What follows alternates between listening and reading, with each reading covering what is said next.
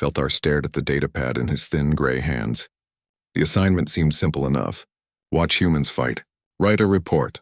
File it with the Galactic Council's Combat Assessment Division. Easy work for a young Corvani analyst like himself.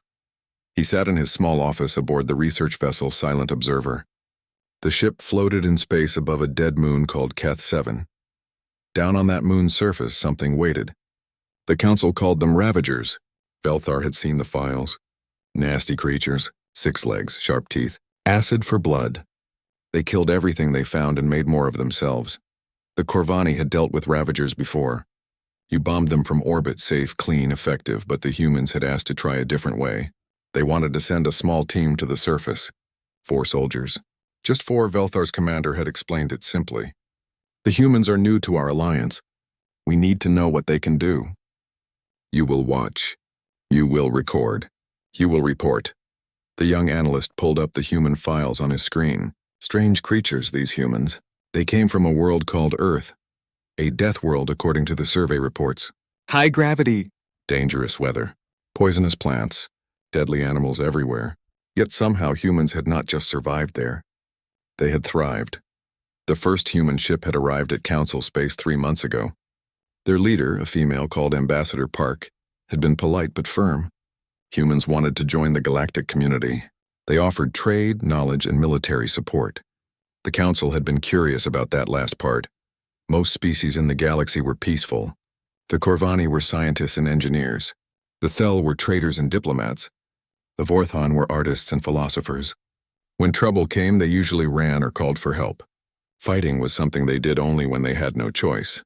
But humans seemed different. Their ambassador had smiled when she talked about their military.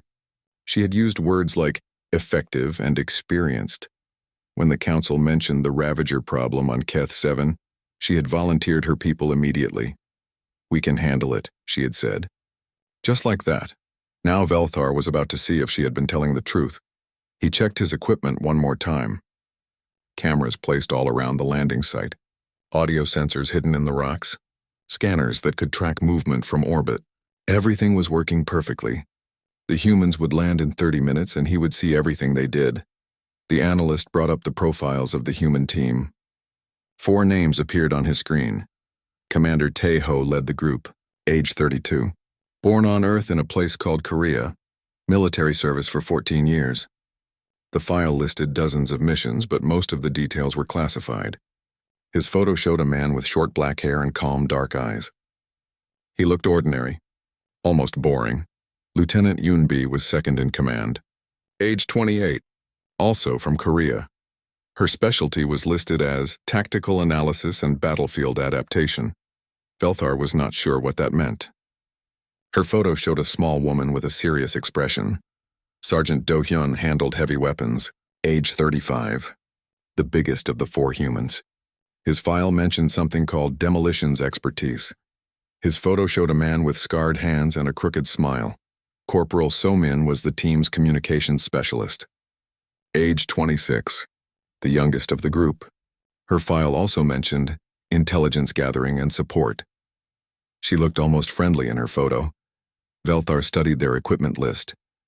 Projectile weapons that fired metal bullets, chemical explosives, basic radio equipment, cloth uniforms with metal plates for armor. It all seemed so primitive compared to what other species used. Most galactic militaries had energy weapons, force shields, and powered armor. These humans looked like they were going to fight with museum pieces. The comm system beeped. Analyst Velthar, the human transport is approaching the landing site. Understood. Beginning observation now. Velthar activated his cameras and leaned forward in his chair. On his main screen he could see the moon's gray surface. Craters and rocks everywhere. No atmosphere, no life. Just dust and stone and the dark entrances to Ravager tunnels. A small human ship descended from the black sky. It was not pretty like Corvani vessels or graceful like Thel designs. It looked like a metal box with engines attached. Functional, nothing more. The ship landed with a soft thump, throwing up a cloud of gray dust. The engines shut down. For a moment, everything was quiet. Then the ship's door opened. Commander Tae-ho stepped out first. He wore a sealed suit to protect him from the vacuum of space.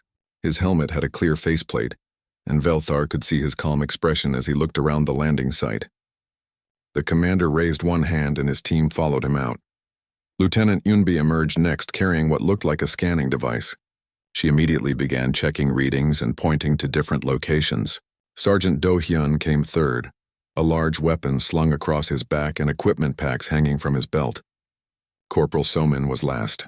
She carried several different devices and was already talking into her radio. They moved with smooth efficiency. No wasted motion. No confusion. In less than 5 minutes, they had unloaded their equipment and formed a defensive perimeter around their ship. Velthar watched their coordination with growing interest. They barely spoke to each other, but they worked together perfectly. Commander Taiho touched his helmet and his voice came through Velthar's speakers. "Command, this is ground team, landing successful. Beginning mission now." "Understood, ground team, good hunting." The 4 humans began walking toward the nearest tunnel entrance. Velthar adjusted his cameras to follow them. As they moved, Lieutenant Yunbi kept checking her scanner. She would point to different spots and the others would nod. They seemed to understand each other without words. At the tunnel entrance, they stopped. The opening was about 3 meters wide and disappeared into darkness. According to Velthar's files, this tunnel system went deep into the moon. Hundreds of Ravagers lived down there. Maybe thousands. Sergeant Do Hyun unslipped his large weapon and checked its ammunition. Corporal Somin set up a small antenna and tested her radio. Lieutenant Yunbi studied her scanner readings one more time. Commander Tae-ho just stood there looking into the dark tunnel. Then he turned to his team and said something Velthar did not expect. "Looks like fun." The other 3 humans smiled. Actually smiled. They were about to enter a tunnel full of deadly creatures and they looked happy about it. Velthar felt something he had never experienced before. A cold feeling in his stomach. These humans were not behaving like any other species he had studied. They were not afraid. They were not nervous. They seemed excited. As the 4 humans disappeared into the darkness of the tunnel, Velthar realized that this assignment might be more than just routine observation. Something told him he was about to see things that would change how he thought about humans forever. Velthar watched his screens as the 4 humans moved deeper into the tunnel system. Their helmet lights cut through the darkness like white knives. The tunnel walls were smooth, carved by acid and claws over many years. Every few meters, smaller passages branched off into the deeper parts of the moon. The humans moved in a formation Velthar had never seen before. Commander Tae-ho led, but not by much. Lieutenant Yunbi stayed close to his left side, her scanner sweeping back and forth. Sergeant Do Hyun covered the rear, his heavy weapon ready. Corporal Somin moved in the center, somehow watching all directions at once while monitoring her radio equipment. They had been walking for 20 minutes when Yunbi suddenly held up her fist. The entire team stopped immediately. She pointed to her scanner, then to a passage on their right. Tae-ho nodded and made hand signals Velthar did not understand. The humans pressed themselves against the tunnel walls and waited. Velthar adjusted his deep scan sensors to see what they had detected. His equipment was more advanced than anything the humans carried, but it took him several seconds to find what Yunbi's simple scanner had spotted immediately. Ravagers. A group of 6 creatures moving through the side tunnel. They were heading toward the main passage where the humans waited. Velthar had seen Ravagers in lab recordings before, but these were different. Larger. Their carapaces were thicker and darker. Their claws looked sharper. These were not the small scouts his people usually dealt with. These were hunters. The first Ravager emerged from the side tunnel, its 6 legs moving silently across the stone floor. It was the size of a ground vehicle, with mandibles that could cut through metal. Acid dripped from its mouth, hissing when it hit the ground. The humans did not move. They barely seemed to breathe. The second Ravager appeared. Then the third. All 6 creatures were now in the main tunnel, less than 10 meters from the human team. Velthar waited for the humans to retreat or call for support. Any sensible species would avoid a fight when outnumbered. Instead, Commander Tae-ho made another hand signal. What happened next lasted only 12 seconds, but Velthar would remember every detail for the rest of his life. Sergeant Do Hyun opened fire first. His weapon made a loud stuttering sound, and metal projectiles tore into the closest Ravager. Green acid sprayed everywhere as the creature screamed and fell, but the humans were already moving. Chunbi threw a small device that exploded with bright light and deafening noise.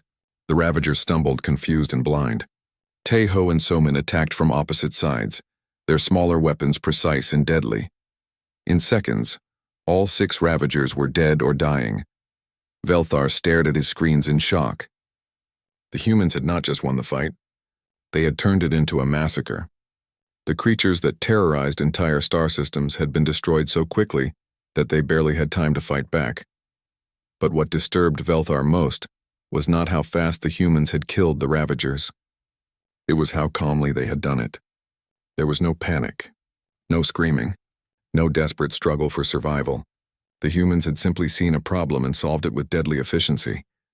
"Nice work," Taeho said quietly as he checked his weapon. "Yunbi, what do your readings show?" "Much larger nest than expected," the lieutenant replied, studying her scanner. "I count at least 300 signatures in the deeper tunnels. Maybe more." Velthar's mandibles clicked in surprise. 300 Ravagers? The intelligence reports had estimated 50 at most. Any other military force would call for immediate evacuation. They would bring in orbital bombardment or heavy assault troops. "Outstanding," Do-hyun said with a grin. "I was worried this would be too easy." So-min laughed. Actually laughed. "Remember the last time you said that? We ended up fighting for 18 hours straight." "Good times," the sergeant replied. Velthar could not believe what he was hearing. These humans were not just unafraid of the increased danger. They seemed pleased by it. Commander Taeho studied the tunnel ahead, then looked at his team. "Standard sweep pattern. Eunbi, I want constant updates on enemy positions. Do-hyun, save the big explosives until we find the Queen. So-min, keep our exit route clear." They moved deeper into the tunnel system. Velthar followed their progress on his screens, switching between different cameras as they advanced. The tunnels were like a maze, twisting and branching in all directions, but the humans navigated them as if they had a map. Actually, Velthar realized they were making a map. Yunbi was not just tracking Ravagers with her scanner. She was recording the tunnel layout, marking important locations and identifying strategic positions. The humans were learning the battlefield as they fought on it. 20 minutes later, they encountered their first large group of Ravagers. 15 creatures came pouring out of a side tunnel, their claws scraping against stone as they charged. These were bigger than the first group. Soldiers, not scouts. Their armor was thicker, and acid leaked from glands along their backs. The humans did not retreat. They did not even look surprised. "Funnel formation," Taeho ordered calmly. The team arranged themselves so that the Ravagers could only approach from one direction. Do-hyun positioned himself at a choke point where the tunnel narrowed. Yunbi and So-min took positions on either side, their weapons aimed at precise angles. Taeho stood behind them, coordinating their fire. The Ravagers charged into a perfect trap. Do-hyun's heavy weapon cut down the first wave. Yunbi and So-min picked off any creatures that tried to climb the walls or ceiling. Taeho threw explosive devices with mathematical precision, using the tunnel walls to multiply their effect. But it was not just the violence that disturbed Velthar. It was the creativity. The humans were not just killing Ravagers. They were experimenting with different ways to kill them. When Do-hyun ran low on ammunition, he switched to a different weapon. When that ran out, he began using debris from the explosions as projectiles. Yunbi started aiming for specific parts of the Ravager anatomy, testing which wounds were most effective. So-min discovered that her radio equipment could produce high-frequency sounds that confused the creatures. Taeho began using the Ravager's own acid against them, collecting it in containers and throwing it at other enemies. In 30 minutes of fighting, the humans had learned more about Ravager biology and behavior than Galactic Council scientists had discovered in 50 years of study. When the last creature fell, the humans paused to reload their weapons and check their equipment.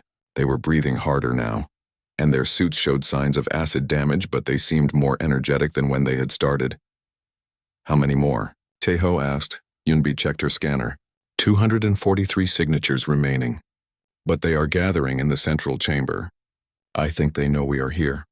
"Good," So-min said. "I hate it when they run away." Velthar felt that cold feeling in his stomach again. The humans had just fought through nearly 60 Ravagers, and they wanted more. They were not just unafraid of the remaining creatures. They were looking forward to the next fight. As the team moved toward the central chamber, Velthar began to understand something terrible. These humans were not soldiers in the way his people understood the word. Corvani soldiers were scientists who happened to fight when necessary. These humans were something else entirely. They were predators, and they were very, very good at what they did. Velthar watched them disappear around a corner, heading toward a chamber full of hundreds of deadly creatures. He realized he was no longer just observing a military operation. He was watching something that would change how the galaxy thought about warfare forever. The humans were teaching a masterclass in organized violence, and Velthar was their unwilling student.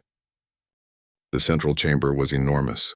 Velthar's cameras showed a cavern the size of a small city, carved deep into the moon's core. The ceiling disappeared into darkness above. Strange rock formations jutted up from the floor like twisted spears, and everywhere, covering every surface, were ravagers, hundreds of them. They clung to the walls and ceiling like living carpets. They filled the floor in writhing masses. Their chittering and clicking echoed through the cavern like a mechanical storm. At the center of it all, on a raised platform of stone, sat something Velthar had only seen in classified files. A Ravager queen. She was massive, 20 meters long and half as tall. Her carapace was black as space and covered in spines. 6 smaller queens flanked her, each one larger than any Ravager the humans had fought so far. This was not just a nest. It was a royal colony. Velthar quickly accessed his files. According to Galactic Council records, royal colonies were dealt with using orbital bombardment. Always, no exceptions. The firepower required to clear this chamber would level half the moon.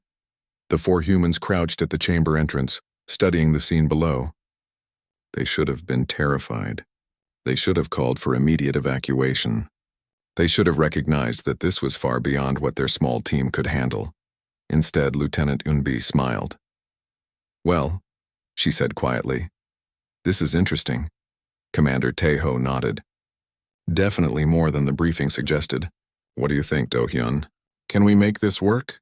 Sergeant Do-hyun studied the chamber layout with the eye of an expert. "The acoustics are perfect for controlled demolition. See how those rock formations are positioned? If we bring down the right sections, we can create kill zones and limit their movement." "And the queens?" Corporal Somin asked. "Save the big one for last," Taeho decided. "Take out her support first." Classic decapitation strategy. Velthar felt his breathing become difficult. The humans were not retreating. They were planning an attack against hundreds of Ravagers and 7 queens. With 4 people, it was impossible. It was insane. It was suicide. But as Velthar watched them work out their strategy, he began to realize something that chilled him to his core. The humans did not think it was impossible. They thought it was a puzzle to be solved. "Yunbi, I need precise locations for structural weak points," Taeho ordered. "Do-hyun, inventory our explosives and calculate optimal placement. Sumin, find me communication frequencies that might interfere with their coordination." The 3 subordinates immediately began their tasks. Yunbi's scanner worked overtime, mapping the chamber's geology. Do-hyun pulled out devices Velthar had not seen before. Complicated tools that seemed to analyze the rock formations from a distance. Somin activated equipment that began scanning for electromagnetic patterns. Within 20 minutes, they had a complete battle plan. It was brilliant. It was terrifying. And it just might work. The humans split up. Yunbi and Do-hyun moved along the chamber's edge, placing explosive charges at carefully calculated positions. Somin remained at the entrance, setting up her communication jamming equipment. Taeho took a position where he could coordinate the entire operation. The Ravagers had not yet noticed the intrusion. The creatures were focused on their queens, engaged in some kind of hive, communication that involved complex clicking, patterns and chemical signals. That changed when Do-hyun's first charges exploded. Section of the chamber ceiling collapsed with a sound like thunder. Tons of rock crashed down onto a cluster of Ravagers, crushing dozens instantly. The surviving creatures erupted in chaos, clicking and chittering in alarm. But before they could organize a response, Yunbi triggered her charges. More sections of ceiling fell. Rock formations toppled. The chamber's floor cracked and shifted. In seconds, the cavern's layout had completely changed. What had been open space was now a maze of rubble and debris. The Ravagers tried to swarm toward the entrance, but they could not. The collapsed rocks had created narrow passages that forced them to move single file. Their numbers no longer mattered. They could only attack a few at a time, and that was exactly what the humans had planned. Taeho opened fire first, his weapon targeting Ravagers as they squeezed through the narrow gaps in the debris. Do-hyun had positioned himself where his heavy weapon could cover multiple choke points. Eunbi moved like a ghost through the rubble, appearing just long enough to kill several enemies before vanishing again. So-min's jamming equipment was having an unexpected effect. The Ravagers were losing their hive coordination. Without their chemical and electromagnetic communication, they began attacking randomly instead of working together. But Velthar noticed something else. The humans were learning. Every time a Ravager tried a new attack pattern, they adapted. When the creatures started using their acid blood as projectiles, the humans began using the rock formations as shields. When some Ravagers tried to dig new tunnels, Do-hyun anticipated their exit points and placed explosives accordingly. The four humans were not just fighting hundreds of deadly creatures. They were studying them, analyzing their behavior, and developing countermeasures in real time. Then the queens joined the battle. The smaller queens were fast despite their size. They could leap across the debris piles and climb walls with surprising agility. Their acid spit could melt through rock. Their claws could cut through the humans' metal. Weapons any normal military force would have been overwhelmed in seconds. The humans adapted again. Eunbi discovered that queen acid could be collected and used against other queens. Do-hyun learned that queens had a blind spot directly above their heads. So-min found that her radio equipment could produce sounds that caused queens physical pain. Taeho began using the queen's own size against them, tricking them into colliding with each other in the chamber walls. For 3 hours, the battle continued. Velthar watched in growing amazement and horror as the humans systematically destroyed creatures that should have been impossible for them to defeat. But what disturbed him most was not their effectiveness. It was their enthusiasm. The humans were enjoying themselves. When Do-hyun ran out of conventional explosives, he began making new ones from Ravager corpses and chamber debris. When Eunbi's scanner was damaged by acid, she continued mapping enemy positions by sound and movement patterns. When So-min's radio equipment was destroyed, she started coordinating with the others using hand signals and thrown objects. They were not just winning. They were innovating. Every setback became an opportunity to try something new. Then Velthar saw something that made his blood freeze in his veins. The largest queen had cornered Corporal So-min behind a pile of rocks. The creature was 20 times her size with mandibles that could cut her in half. Acid dripped from its mouth, already eating through her cover. So-min looked at the approaching queen. Then she looked at her teammates who were too far away to help, and then she deliberately injured herself. She cut her own arm with a metal fragment, letting her red blood flow onto the ground. The queen smelled the blood and became more aggressive, moving closer to finish its prey. That was when So-min activated the explosive device she had hidden in her own blood. The explosion killed the queen and wounded So-min, but she survived. As Do-hyun reached her position to provide medical aid, she looked up at him and said, "Did that look as cool as I hoped it would?" Velthar stared at his screens in complete shock. The human had used her own body as bait. She had calculated her own injury as a tactical resource. She had weaponized her own pain, and she was proud of her creativity. Only the largest queen remained now, surrounded by the corpses of her subjects and offspring. She was wounded, angry, and desperate. Also, she was still larger than anything the humans had ever fought. Commander Taeho reloaded his weapon and looked at his team. Eunbi was limping from an acid burn. Do-hyun had cuts across his face. So-min was bleeding from her self-inflicted wound. All of them were exhausted.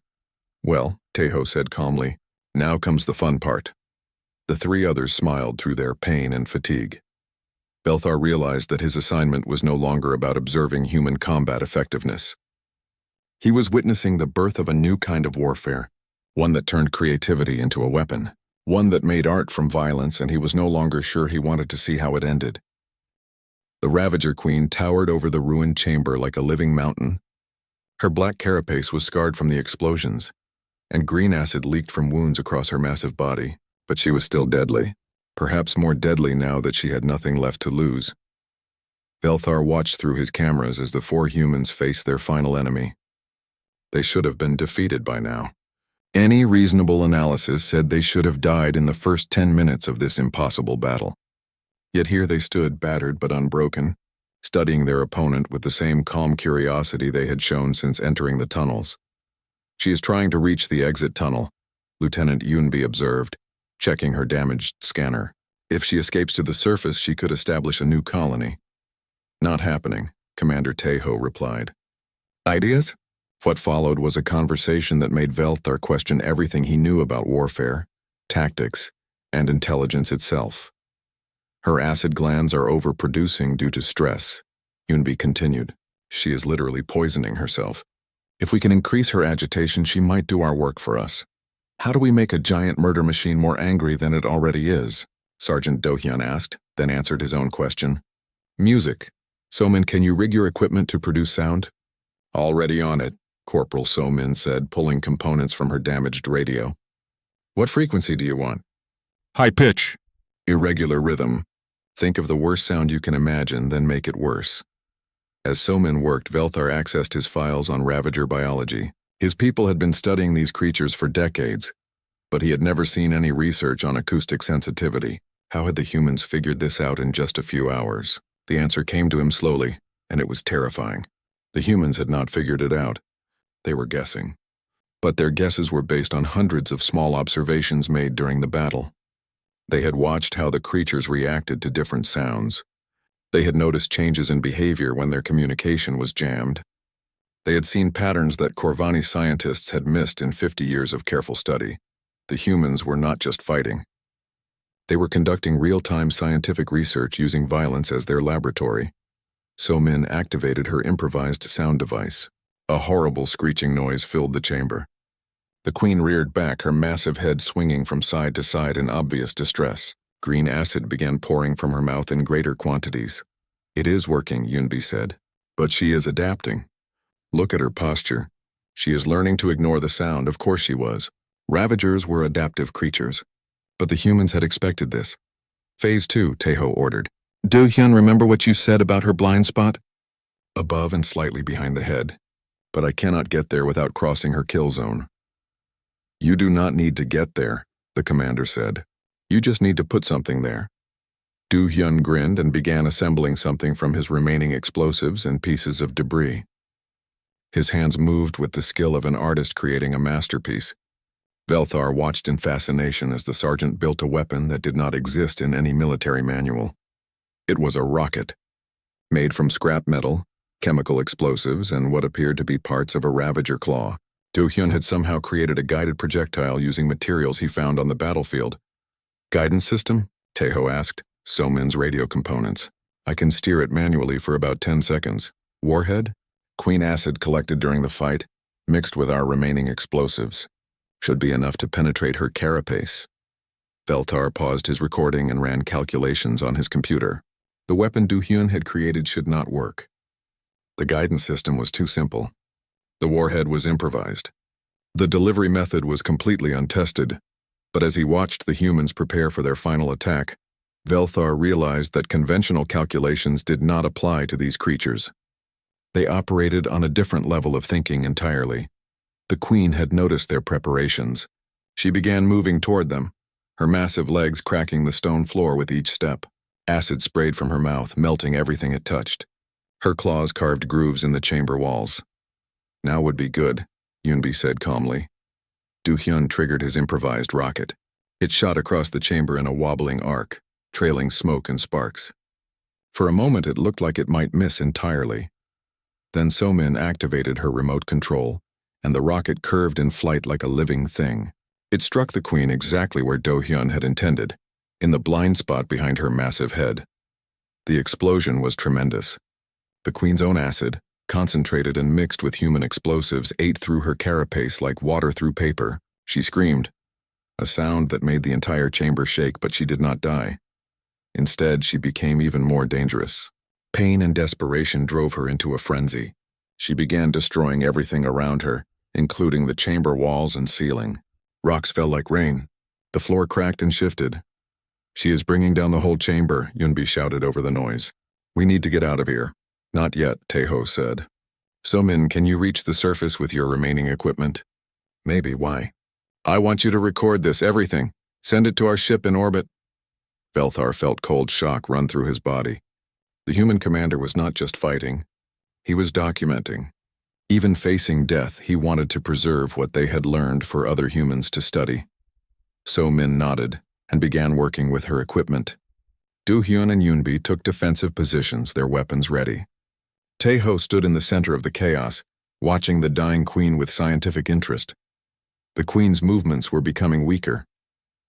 The acid was eating through her internal organs, but she was still trying to kill them, even as her own body destroyed itself. Remarkable, Tae-ho said quietly. Look at her efficiency. Even dying, she is optimizing her attacks for maximum damage. Learning from her even now? Do-hyun asked, always. There is always something to learn. Velthar realized that this conversation represented something his people had never encountered before. The humans were not just warriors. They were warrior scientists. Every battle taught them something new. Every enemy was a research opportunity. Every fight made them more effective at the next fight. They were evolutionists who used warfare to accelerate their own development. The queen finally collapsed, her massive body shaking the entire chamber. Green acid pooled around her corpse, eating into the stone floor. The sound device finally broke, and blessed silence returned to the cavern. The four humans stood among the destruction they had created, breathing heavily but victorious. They had accomplished something that should have required a full battle fleet. They had turned an impossible situation into a learning experience, and they had done it while maintaining genuine care for each other throughout the entire ordeal. Everyone okay? Tae-ho asked, checking on his team. So-min needs medical attention for that arm, Yoonbi reported. I am fine, So-min insisted. Just a scratch. No, you are not fine, Do-hyun said firmly. You deliberately injured yourself for a tactical advantage. That was brilliant, but also stupid. We are going to have words about this later. Actually, it was inspired, Yoonbi added. I want to study the psychological impact of that technique. Can we discuss my tactical genius after we get off this rock? So-min asked. They began gathering their equipment and preparing to leave. As they worked, they continued to analyze what had happened. They discussed techniques that had worked and strategies that could be improved.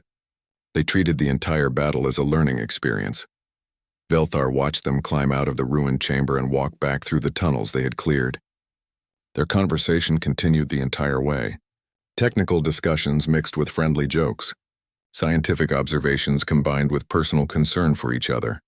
They were not just effective killers. They were a family of effective killers. And that, Velthar realized, made them more dangerous than any weapon in the galaxy. As the human ship lifted off from the moon's surface, carrying its crew of 4 impossible warriors, Velthar began to understand the true scope of what he had witnessed. He had not just observed a military operation. He had seen a glimpse of humanity's true nature, and that nature was going to change the galaxy forever. Velthar sat in his quarters aboard the Silent Observer, staring at a blank report form on his computer screen.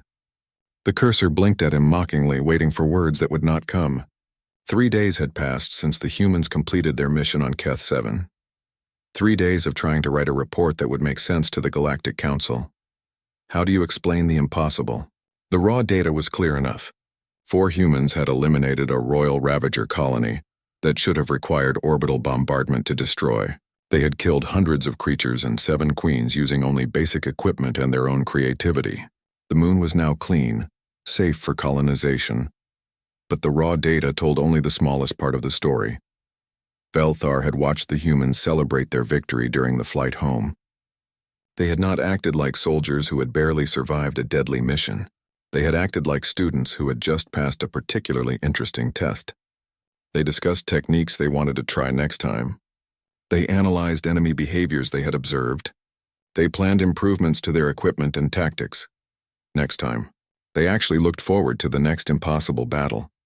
The young Corvani analyst had spent his entire education learning that warfare was a last resort, something to be avoided if possible, ended quickly if necessary, and mourned afterward regardless of the outcome. His people approached conflict with sadness and regret, even when they won. These humans approached it with joy. That was not the worst part, though. The worst part was that they were good at it. Not just effective, not just successful. They were artists working in a medium of organized violence, and they created masterpieces. Velthar had reviewed the battle recordings dozens of times. Every decision the humans made was logical, creative, and perfectly executed. They had turned a hopeless situation into a textbook example of tactical brilliance. Military academies across the galaxy would study their techniques for generations. If he told anyone what he had seen, the analyst pulled up the classified files on human history that had arrived with the latest intelligence packet. What he read there made his mandibles click with nervous energy. Humans had been at war for their entire recorded history. Not occasional conflicts like other species. Constant continuous warfare.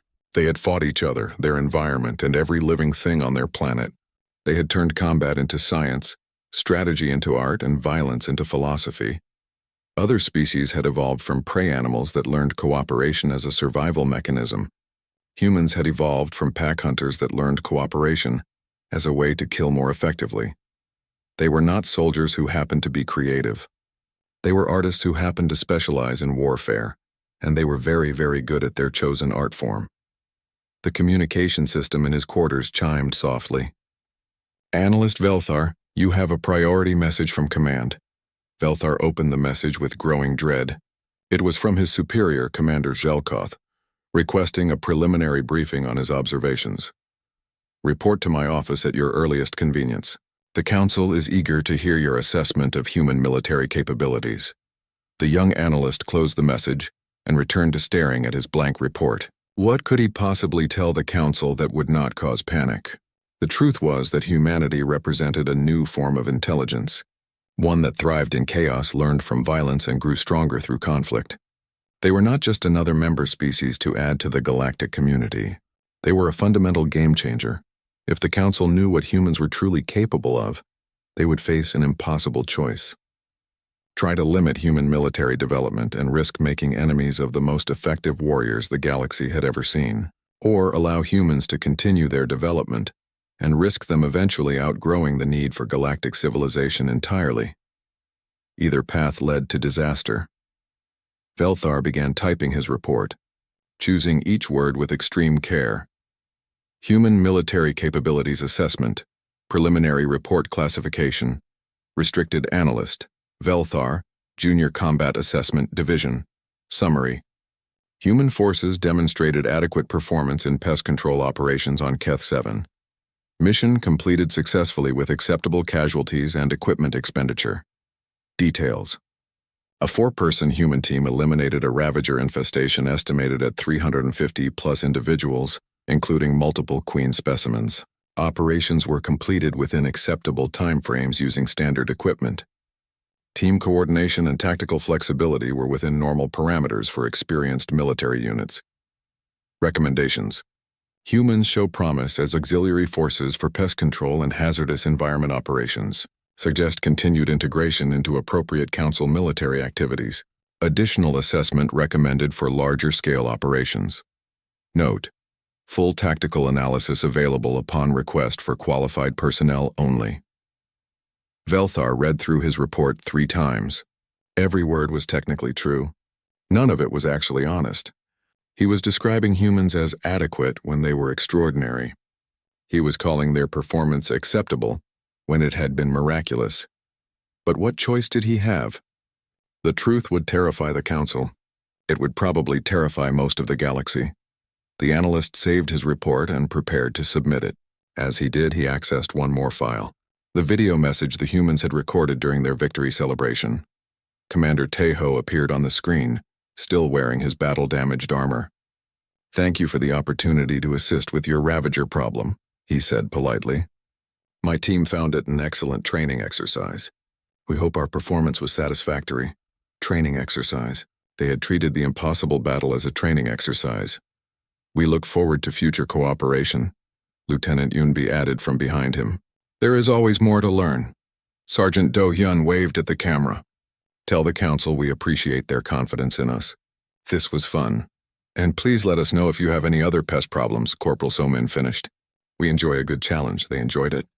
They had faced death and destruction and impossible odds, and they had enjoyed every moment of it. Velthar closed the video and submitted his report to Council archives. Then he opened a private file, one that was not connected to any network or database. A personal log where he could record the truth, even if he could never share it. Personal log, Velthar. Day 847. I have seen the future of warfare. and it is beautiful and terrible. The humans are not like us. They are not like any species in the galaxy. They have weaponized creativity itself. They have turned violence into a science and death into an art form. They approach battle with the same joy that our greatest artists approach their work, and they are good at it. Better than good. They are perfect. The Council thinks they have gained a useful ally. They have no idea they have invited apex predators to join their family. Humans will not just participate in galactic civilization. They will eventually reshape it to match their own nature. I pray that when that time comes, they will remember their friends. I pray that I live long enough to see what they become. I pray that the galaxy survives their ascension. End log. Velthar sealed the file and encrypted it with his personal codes. Someday, when the truth could no longer be hidden, someone would need to understand how it all began. For now, though, he would keep his silence. He would file his careful reports and offer his diplomatic assessments. He would help the Council believe that humans were just another member species with useful military applications. But he would also watch and learn and prepare for the day when the galaxy would have to face what humanity truly represented. A species that had made art from war, science from violence, and philosophy from the act of survival itself. The humans had come to the stars not as refugees from their violent world, but as graduates from the most comprehensive military academy in the known universe. They had been forged in the fires of constant conflict and emerged as something new, something unprecedented, something magnificent and terrifying in equal measure. Velthar closed his computer and looked out the viewport at the stars. Somewhere out there, humans were preparing for their next training exercise. They were studying their new environment, learning its rules and figuring out how to excel within it. He had been ordered to watch humans in combat, but he had not been able to bear to look, not because of their cruelty, but because of their beauty. They had shown him a form of perfection that his people could never achieve, and he was not sure whether to envy them or fear them, perhaps both. The future would be decided by artists of war, and humanity had just announced their arrival on the galactic stage.